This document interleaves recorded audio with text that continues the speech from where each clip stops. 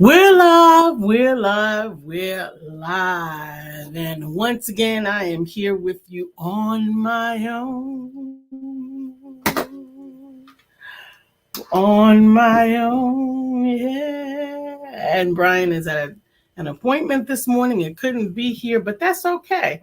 We do have a topic for you. I say we because it's still me and him, even though he is not in the building. He is always a part of me. I do have a topic today. The topic is based on some situations that I have been handling with a few of my clients recently, and that I thought I would do my best to try to equip some of you for this as it may come up in your business and in your scenario, or you may want to prevent it from coming up. So this will be both specific and general. I'm going to be as general as I can to protect the identity of the clients that I'm dealing with this through, but I'm going to be specific with the responses so that we can get you some of the support and help and direction that you might need to make sure that this doesn't become you. But we're going to talk about it. But the topic is, they stole my idea. They stole my idea. What am I going to do? This is how to protect your intellectual property. And we're going to talk about it back in a moment.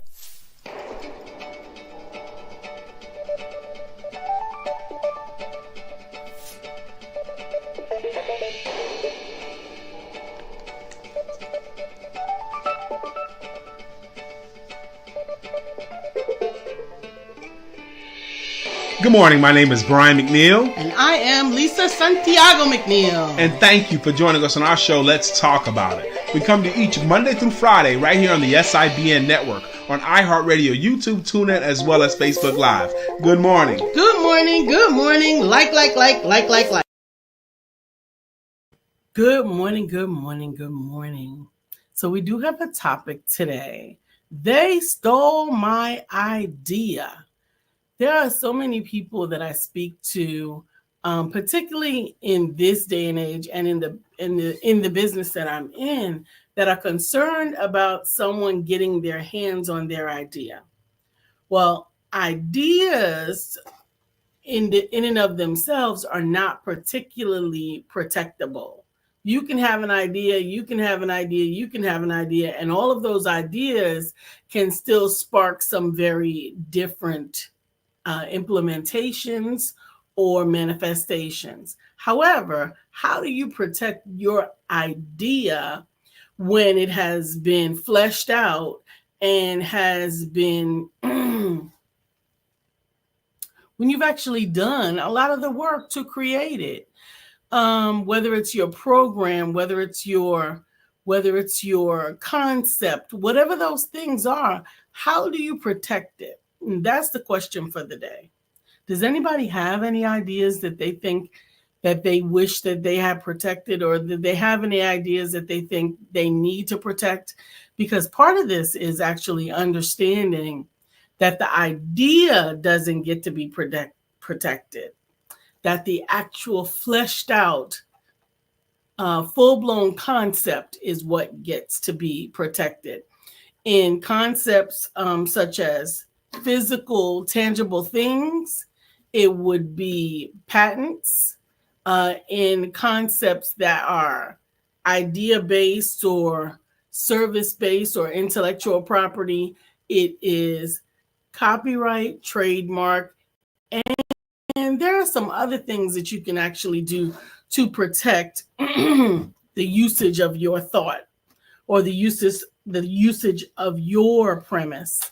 Now, with regards to, there are some things that many of you may have heard of that you like, oh no, I knew that, or I've been knew that, or whatever, that always existed. So there was a few ideas that I saw, and I'm like, wait a minute, we already know how to do that. We already know how to do this. We already know how to do that. And we already do that.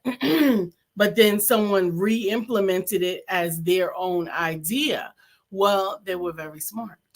What they did was they changed a few elements of the idea and made it unique to them. They may have given it an interesting name or an interesting sequence of events, and therefore created it as something of their own. Many of you may have remembered hearing about sister locks, right? And the process of sister lock certification and the high cost of sister locks. She went to great painstaking lengths to make sure that she protected her process, that she protected not only what she did, even the needle that she used, that she protected the process of the way that you perform the interlocking and all of those things. It's that important to understand that when you want to protect your intellectual property, that taking it apart and protecting each little element specifically will go further to protect your overall process.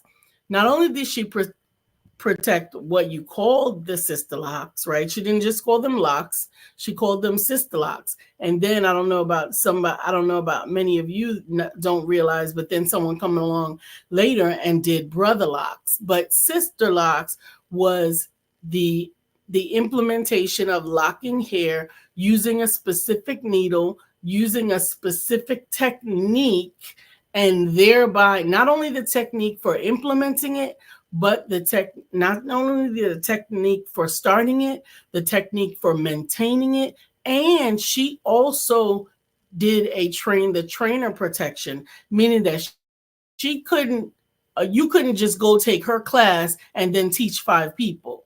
You had to protect. There was actually classes that you went to take the sister lock classes.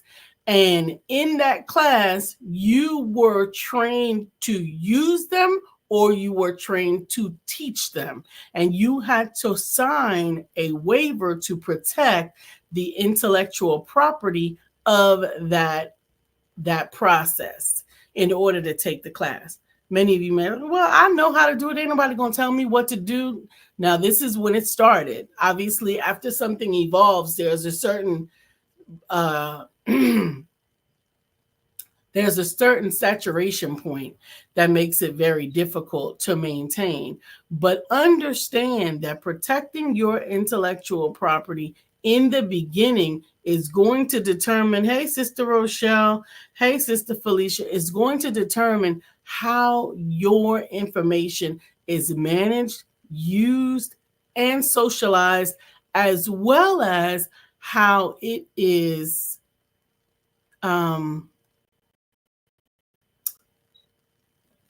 talked about, right? Because one of the benefits of sister locks was not only that it was different, and I'm not going to only talk about sister locks, I'm just using this example from a familiarity standpoint. One of the benefits of it was that it was small, it was neat, it was smooth, and there were many, many of them, right? So the block was important, the sizes was important, and understand that in the documentation of this particular process, very painstaking steps were taken to make sure that each one of these things was labeled and named, and each part of the name was then trademarked. Now, what does this do for us? What this does for us is it helps us to understand how to think when we are attempting and endeavoring to protect our assets, our intellectual assets, right?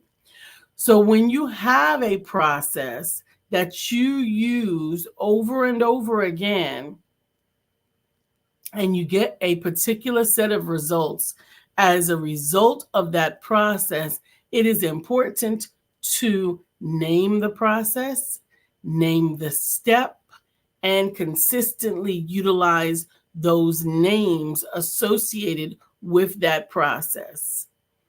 Understand consistent utilization brings about the familiarity, and consistent implementation shows proof of concept, right?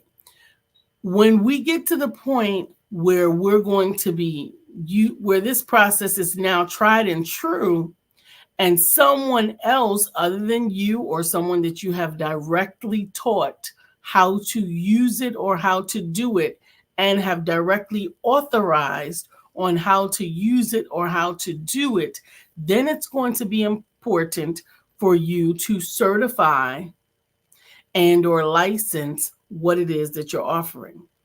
Now we're going to turn to intellectual property. If you think about John Maxwell certified, right? John C. Maxwell certification. Those individuals are certified in a particular understanding. Hey, Dr. Deborah, this should be right up your alley, right? Protecting information and intellectual property. Using information principles to protect your information, your intellectual property is going to be tedious and important, particularly if you don't want someone to come along and take credit for what it is that you have figured out, learned how to do, and or are now getting success with. That's going to be important. This is why in the process, it is important for you to document. It is important for you to copyright. It is important for you to trademark. It is going to be important for you to train the trainer if this is something that you're not going to be the only one doing. Hey, baby. And for you to certify usage of your program. You can do this in a lot of different ways, but I am endeavoring with you to do them. You can do them as simplistically as documenting it and emailing it and sending it back to yourself before you send it out to anyone else to look at it, because then that shows that it originated with you. It'll be time and date stamped in the way that back in the day it used to be a poor man's copyright, where you would mail something to yourself and not open it. Now copywriting is a whole lot more simplistic, where you can copyright through publication, or you can copyright. What do you mean you can come on? You want to come on? Brian is missing you. I understand you can copyright through publication. You can do the poor man's copyright. You can copyright officially with the U.S. government, Copyright and Licensing Office, and you can ensure that you have copywritten it, or that it is documented for posterity by putting it also in the Library of Congress. That is also now a lot more easily accomplished task than it used to be even 5 years ago. Now it can be done so much more easily. I'm going to send Brian the link because he is looking like he is desiring to come on. So we're going to send him the link. He's supposed to be working.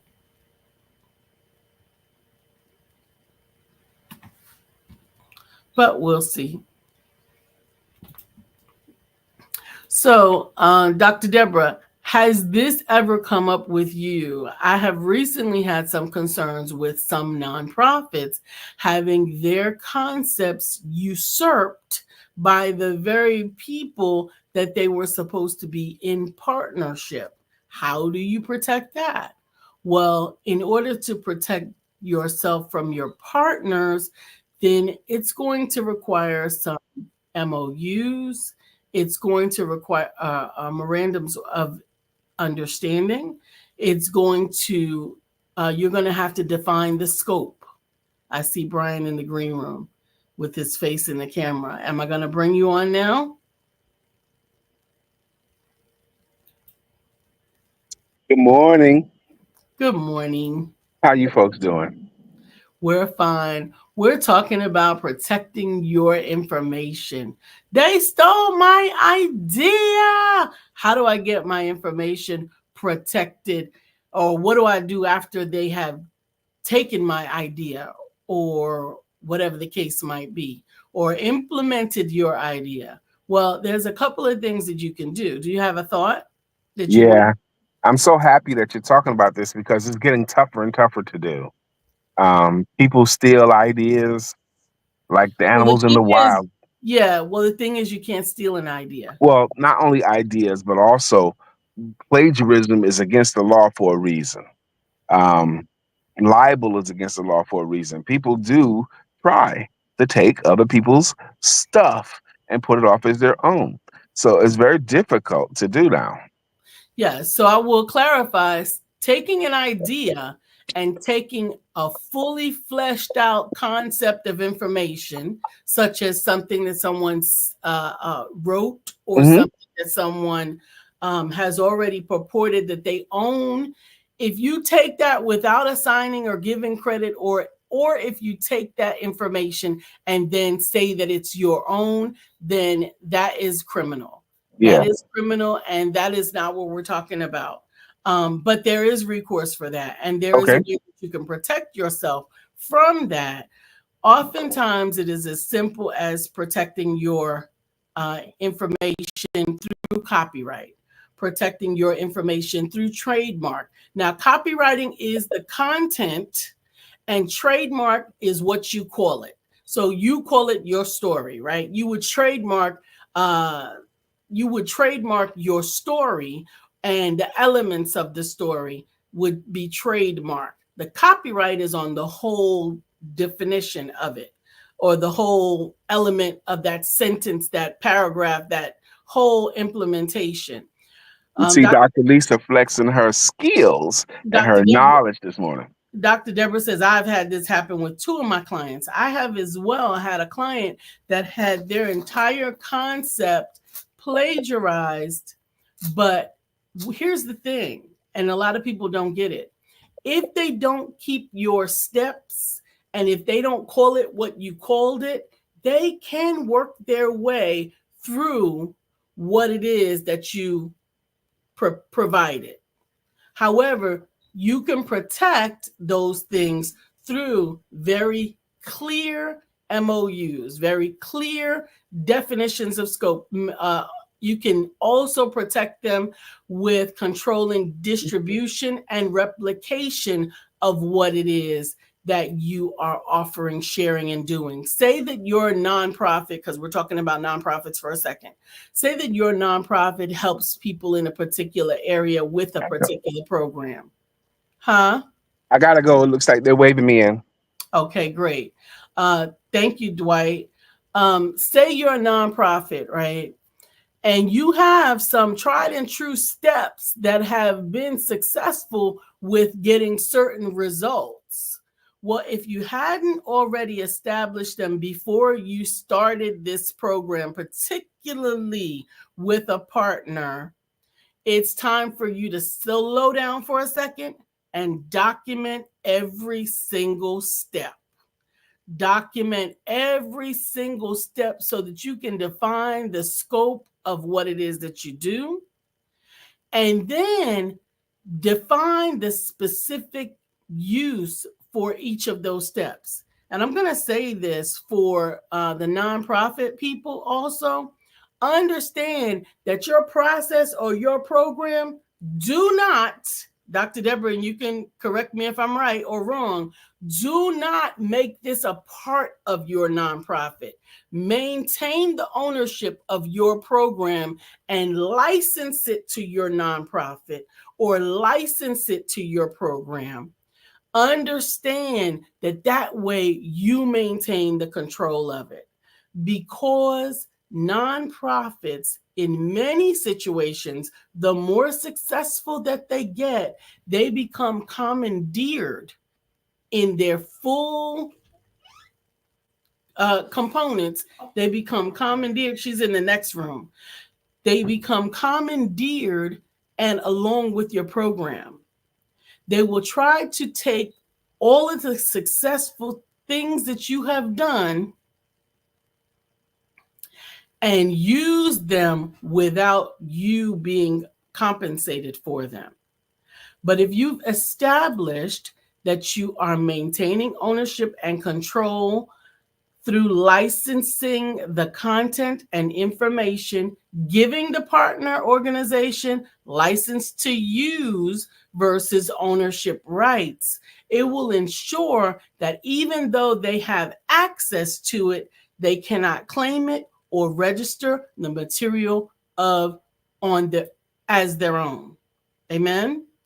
Dr. Deborah says, yes, that's what I have not done yet. The nonprofit does not belong to you, but the content can if you maintain ownership. If it does not already extrapolate it, assign it, and re-identify and clarify it in your minutes and in your programs, that you are using these programs as a result of a license to use, and name your program. Your program should be named and trademarked. Once you name it, trademark the name of it, and clearly define what elements of it. You can truly save yourself some headache and some aggravation when you are clear about how you control the replication and distribution of your content. Now, wait a minute. What I'm doing is for the good of everybody, and I want to help everybody. I want to do this, and I want to make sure more people get it. Good morning, Tara. Yes, all of that is true. But understand, at the end of the day, if you don't control it, several things can happen. One is somebody else can get credit for it. They can get monies for it. They can get recognition for it. And the other thing is it can be bastardized. If your process has been fleshed out to the point that you are getting expected results over time, then it is very important that you protect it so that it is not bastardized. So that no one comes in and says, this step is not that important. And that step is not that important. Understand that you can protect that also for the longevity of your product, especially if your product and or program is something that you want to hand down or assign to someone else for posterity, as in your succession program, so that you can maintain control of it. By documenting it and by establishing and creating a program associated and affiliated with training the trainer, with making sure that no one can teach your program who has not done continued education, you can use the system to protect your concept, your intellectual property, and protect your asset, because now your intellectual property is an asset that you may want to continue to gain money for your family for the future. Understand, remember again, nonprofits cannot be handed down. You cannot hand that down to your daughter, or it's like a business, right? You can't give them the business to take over. You can get them on the board. You can pray that they follow in your footsteps, but that does not mean that they have any ownership to it. However, if you maintain your intellectual property and concretely and clearly define the programs in use with your nonprofit that have to go through certain principles and precepts to maintain the accuracy of the work, and establish a certification program as well as continuing education for the people that are going to be managing your program, for the people that are going to be implementing your program, for the people that are going to be utilizing your program, even for this nonprofit and other nonprofits or other businesses and or organizations that want to use your concept. You will thereby protect your IP. Does this make sense? Is this making sense to anyone?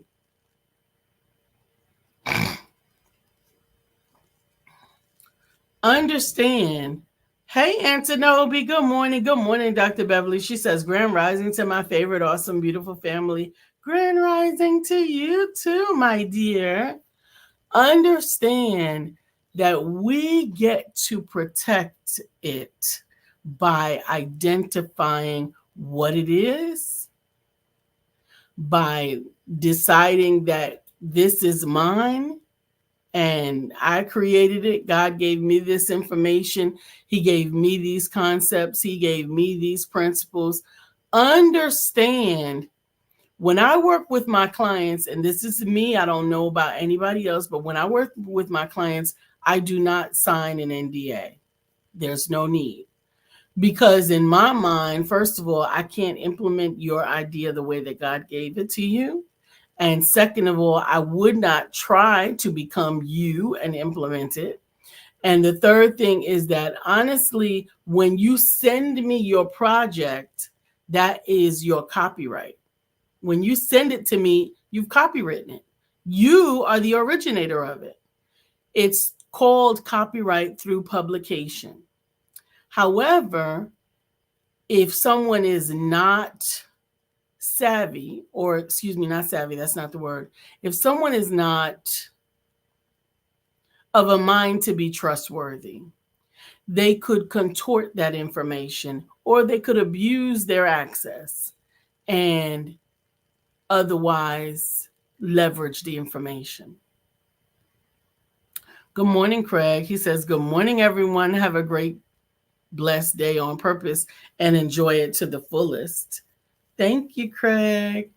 So, protecting your information is going to be important. What if, and I'll use an example, what if your example is a process of something that has already been put out there? Dr. Deborah says, I'm writing a curriculum and manual for my program, and I'm planning to copyright and trademark it. Well, let me know. I can help. Can definitely help with that, as well as the copyright language is also going to be imperative, because when you place the copyright, you also want to control unauthorized use and modification so that you can ensure that it cannot be adapted or changed to create derivatives of your work without prior approval, so that you can ensure that it is used as intended, right? So there's a lot of different things that go along with maintaining the appropriate type of copyright and the appropriate language that's going to be necessary to put in it. Establishing ownership is very important. Registering it with the Copyright Office strengthens any legal standing that you have. Creating a licensing agreement for any organization, including your own, that uses your program or programs, so that you can be sure to make sure that it's still your process and that it cannot be manipulated in let's say you get voted off the board. Well, if you're voted off the board and it's still within that licensing time frame, then there's nothing you can do. However, at the end of that licensing period, you can then rescind your program from the program that it has been licensed to, and they will have to cease and desist. Does that make sense? Dr. Beverly says, Dr. Lisa and Dr. Deborah is anecdoting and feeding our minds this morning. Rubies and diamonds and silver and gold nuggets. Thank you both. Amen. Amen. So it's that important for you to protect your information. Understand, once again, I said this is not an idea. This is a fully fleshed out concept. You can't just say, oh, I believe that we should feed everybody. Well, no, that's not the program. The what do you call it? Meals on Wheels, and it's not called that anymore. They have lost that particular the license to that name. They're no longer calling it that, but it was Meals on Wheels was a feeding program for seniors, right? But it was very specifically fleshed out. The concept was very specifically fleshed out.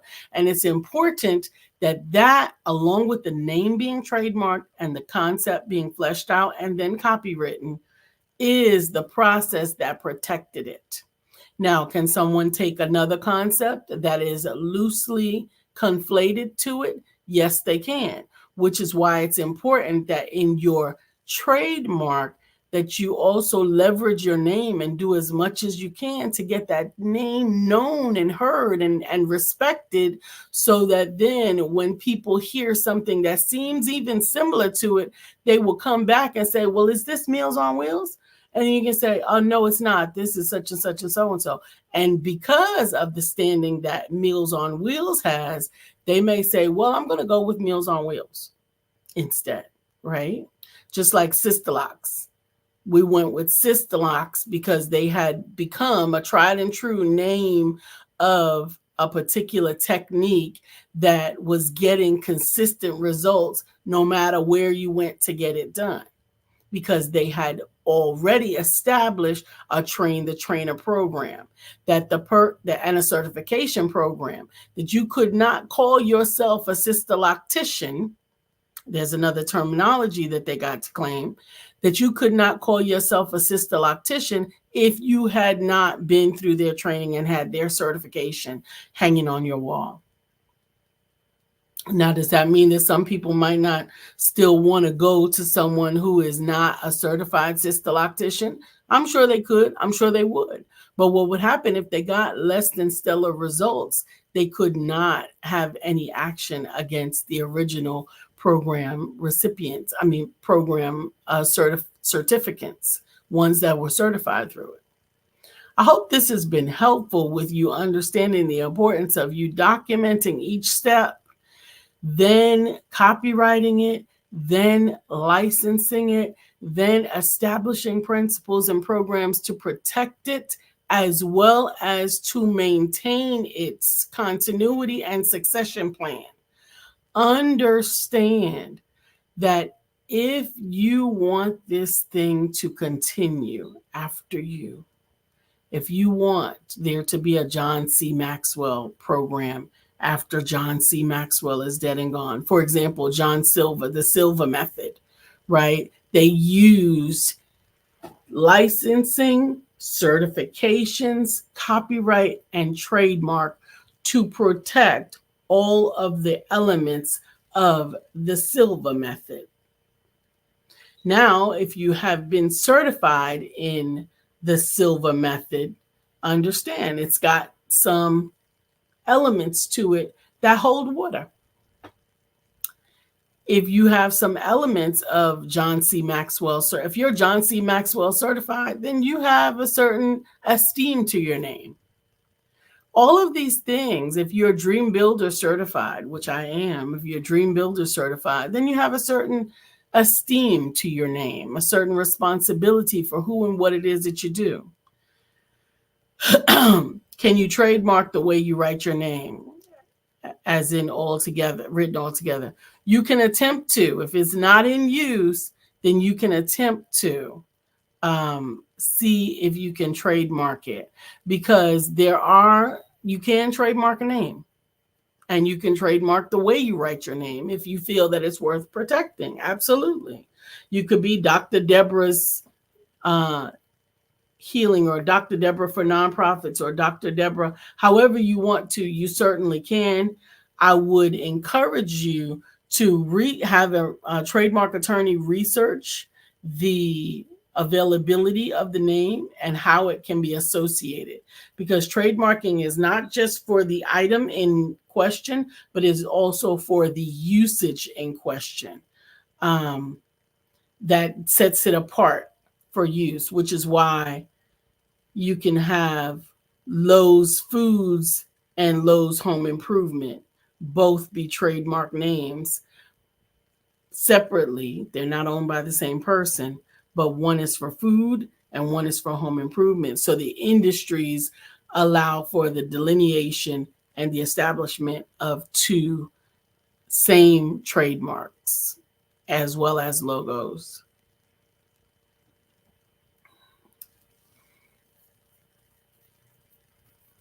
Do you have any other questions?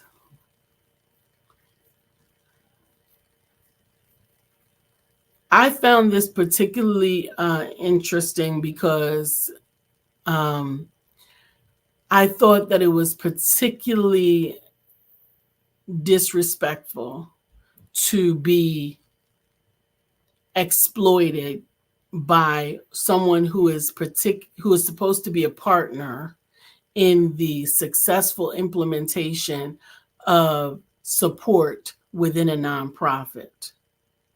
However, it's happening. It's happening for real and in real time. Programs that I have been, and I'm trying not to say too much because my anger is real, but we have worked really, really diligently to create these programs and have gotten really successful results. And some partners have now endeavored to take some of the leadership out of the picture altogether and to run on with the information without giving them the support that they deserve. And I think that that is disrespectful. Without giving you too much information. Good morning, Miss Phyllis. And Dr. Deborah, I'm glad you found that to be good information. So you can have the same trademark as someone else, just like Lisa Nichols or Lisa, I think. Lisa Nichols, there's Lisa Santiago. There's two different things. I have not trademarked my name because my name was not Dr. Lisa until just recently. And I'm still trying to figure out why, trying to figure it out. Dr. Deborah says, that's why it's been so difficult for me to get nonprofits to trust working together. People are stealing programs. There is a way to protect their programs, and I can definitely help with protecting those programs. And that does get in the way of partnerships. MOUs and defining usage of information in these meetings, purpose and scope, is definitely going to be useful to keep the information protected. Understand, if the ultimate goal is helping the people, right, then we want to work together. But unfortunately, greed will creep in and people will see the dollar signs and want to move people out. Craig says, as a client at a client house, but loving the information my Dr. Sis is giving. Amen. Good morning, Ernest. Good morning or good afternoon. He says, hey, ma'am. He's ma'aming me because he was raised right. Amen. He was raised right. Understand your information. And Ernest, I actually want to share this with you.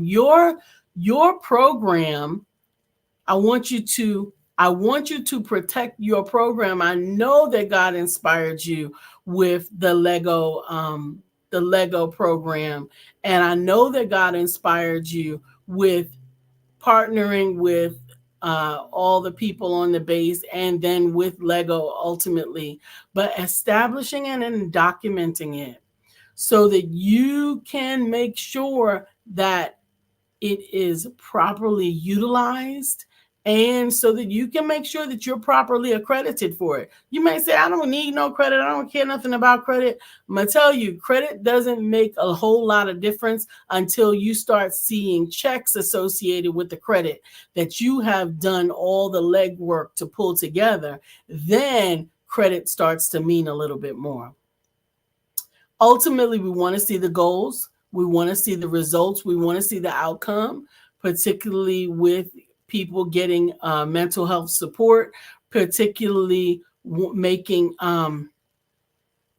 people getting the help that they need. And that's ultimately where we're taking advantage of as people with a good, caring, giving heart, right? But then organizations come along in the name of partnership, in the name of support, and they will usurp something that you started and continue to give you a little bit of, hey, attaboy, thank you, glad you did this.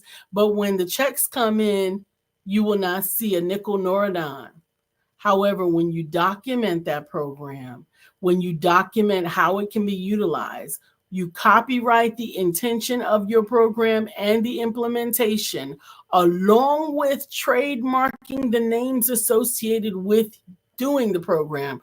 Obviously, the program, because you have Lego in the name, you can't use Lego, or whatever your program is, name your program separate from the tools that you use, so that you can reclaim some ownership to the program. He says that was done before I started. I don't play when it comes to programs. Good. I'm glad to hear that. And also define its use and limit the use of your program. It doesn't mean that you don't want anybody to do it. You don't want anybody to use it, but the scope of it and the duration of that scope will protect you from being excluded from something that you created while they still continue to use your information. How do you do that? Well, you put a time frame on it. Amen. Dr. Beverly says, Dr. Lisa, this simply means someone else wants what you have because you are absolutely fantastic. Absolutely. It is. All of us are fearfully and wonderfully made. All of us are given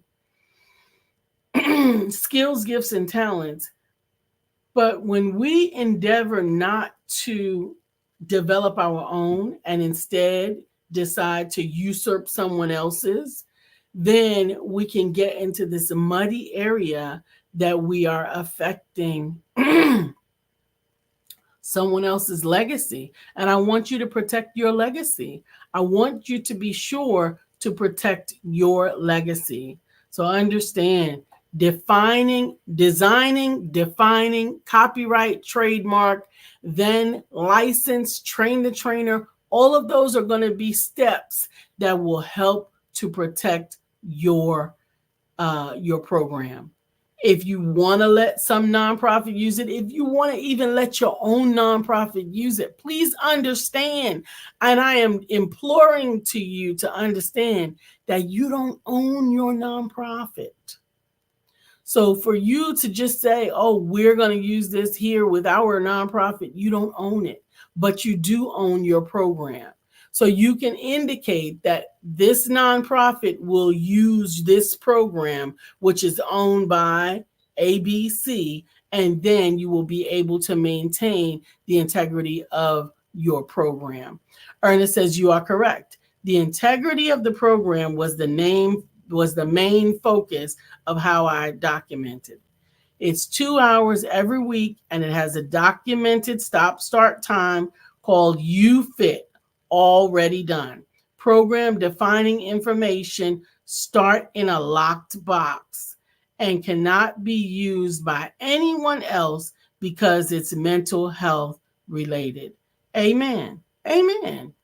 Amen. I'm grateful for that. I'm grateful that you took such steps to protect it. And I am grateful that you all are taking some time to listen, because there may be something that you do so naturally that it's almost a part of who and what you are, that you forget that once people hear you say it, do it, and repeat it enough times, they will start to interact with it as if it is your own, as if it is their own, but it is not. It is yours. That's why when you go to get sister locks, you have to say sister locks. You don't say locks. That's why when you're going to get John C. Maxwell certified, you have to say John C. Maxwell certified. That's why when you're going to get John Silva or the Silva method, you have to say the Silva method. Amen. Your information is as important as any of those. Dr. Deborah says, I feel that this is so necessary, especially in the nonprofit world, because funding is becoming more program focused. This is happening more often. It really is, to the tune of, well, I'm going to try to shut my mouth. I'm trying to hold my mule because I am really angry with the organization that is doing this. And Ernest says, he goes on to say, I love the conversation. Let me try to tag some folks. I don't want to preach about this anymore. Amen. Amen. It is that important for you to put your name on it, for you to give it a name, even if it's not your name. What Sister Locks didn't give it her name, but she gave it a name, right? Understand that by giving it a name, you create these arms around it. Have that name trademarked.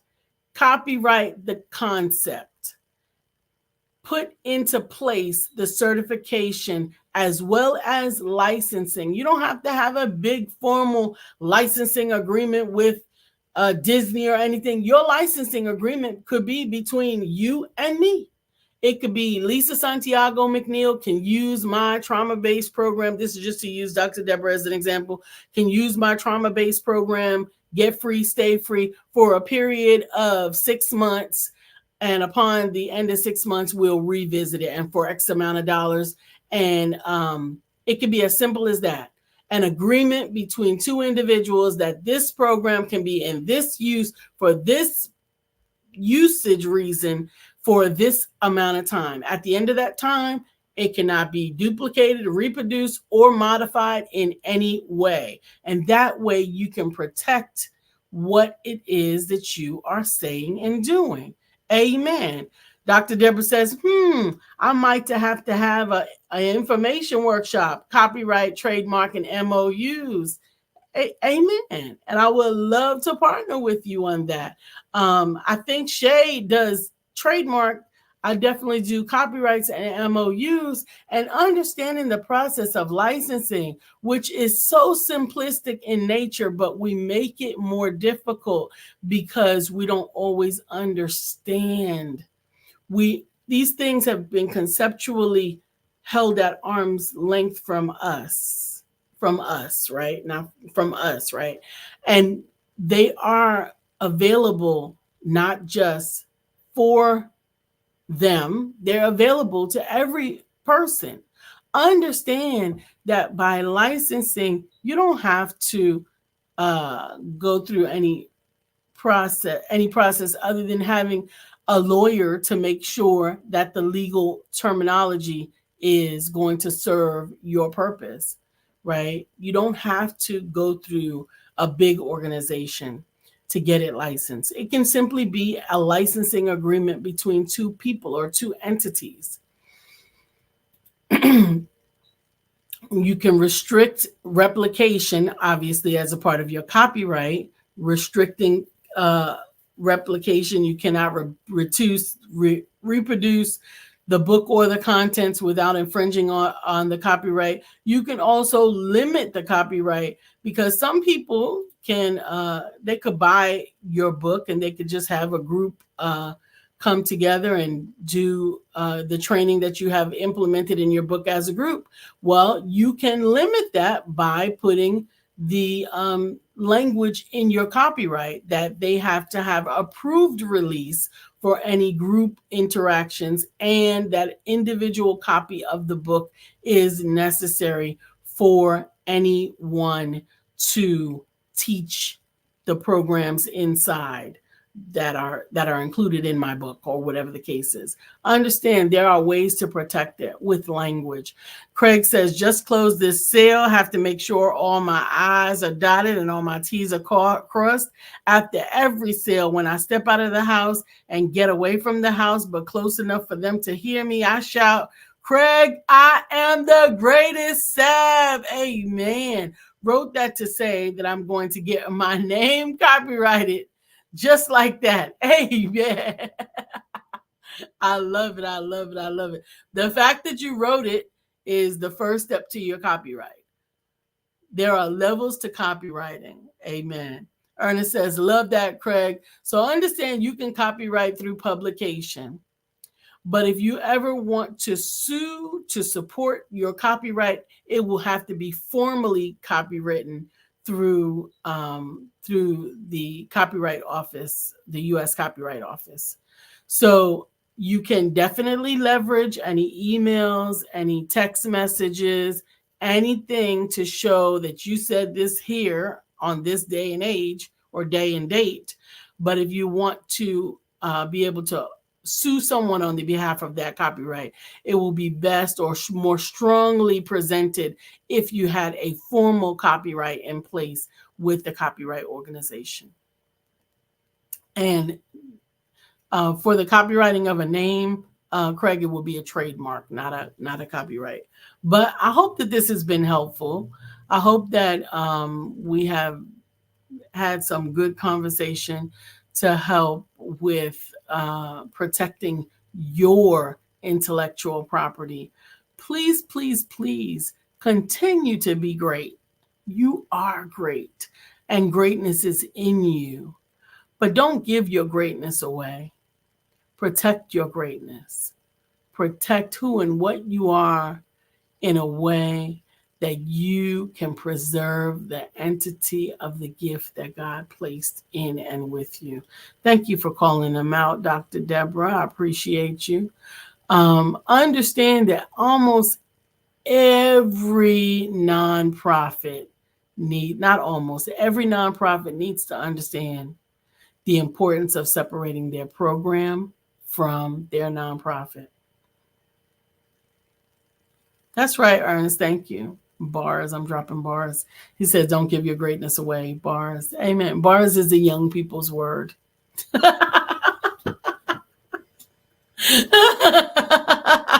It means knowledge, lyrical knowledge. But see that I translate the children's language? Amen, Ernest.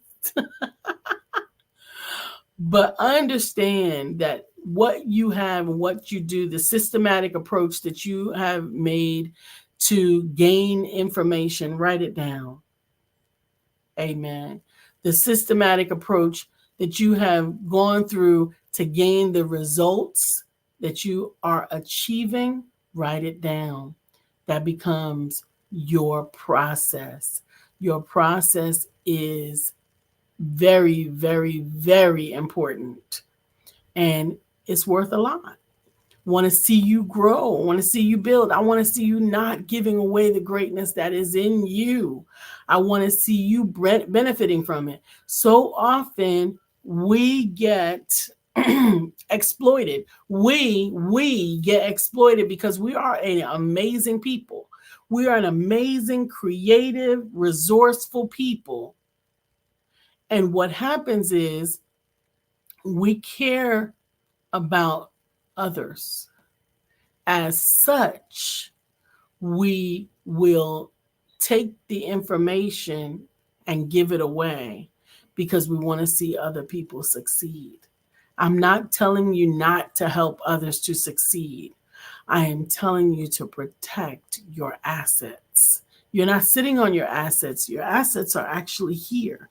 Your intellectual property is your assets, your biggest assets. Craig says, I remember back in the day when going to the studio with my cousin Nine, he would write his rhymes and say it in the studio, then mail them. That's called a poor man's copyright. That's right. That's what I said earlier in the broadcast. As long as you don't open it when it's delivered to you, it was good because it had the stamp from the post office to show the date and year. Is that still good today? It is. Actually, email can suffice as a poor man's copyright. Or a digital stamp on something can serve as a poor man's copyright. Understand, publication serves as copyright now. Any type of publication. So if you put it out there as your text, as your blog, as your email, if you sent it out from your originating source, like from your email database, from your Facebook post, then you have copywritten it. However, that copyright is still going to have to be measured up against everybody else in the world. They're going to say, well, yeah, you put it out on the 1st, but such and such put it out on the 31st, the last month, the month before that. So it's going to have to be measured against that. However, if the person who is in contradiction with you doesn't have proof that they have copywritten it before you can show, look, here is when that particular text, post, blog, newsletter, book was released, then you win the argument, right? But the best way to define that and to maintain your legal standpoint is to go through the U.S. Copyright Organization. And it's really not that expensive. It's really not. I think really not. I mean, I was going to say, I know, but it's less than $200. And trademarks can be anywhere from $500. So it's not that expensive to trademark. However, when you have multiple thoughts and ideas and like bars, for example, or rhymes or books or concepts, then it may get more expensive as you endeavor to document each and every one of them. So that the way that you protect that is through digital copyright publication, publish it, or mail it back to yourself. Amen. That can still withhold. Ernest said, I like what you're saying, Lisa. As a graphic designer, I've seen changes and updates made to documents that look realistic and can pass off. Trademark it. That will protect you better. Trademarking is for a digital, it's for an image or a logo or a word is for trademarking. Copywriting and trademarking are two different things, but yes, absolutely. Trademark your work, trademark your work, trademark your work. It will protect you. Trademark the name of your program, trademark, copyright. Protect yourself. I want to see you have good success. And I'm not singing because I don't have a voice. But I love y'all, and we'll see you tomorrow. Maybe himself will be back and we can sing a song together. In the meantime and in between time, don't forget to have sex. Love you. Oh, Dr. Deborah says, I can't do that if I was contracted to design the program. Can I? I don't know what that question really means. Please give me a call or text or inbox me because I'm not sure. What you're asking, Dr. Deborah. Craig says this was a good show and the time went by quick. Everyone have a blessed and successful day. Ernest, bye. And Melissa, thank you for joining. She says, can you refer a reputable trademark company? Yes, like I said, I think Business 911 does trademarks as well. So, Dr. Deborah, I'll talk to you soon. And I love you all. And I mean it. Don't forget to have sex. Yay.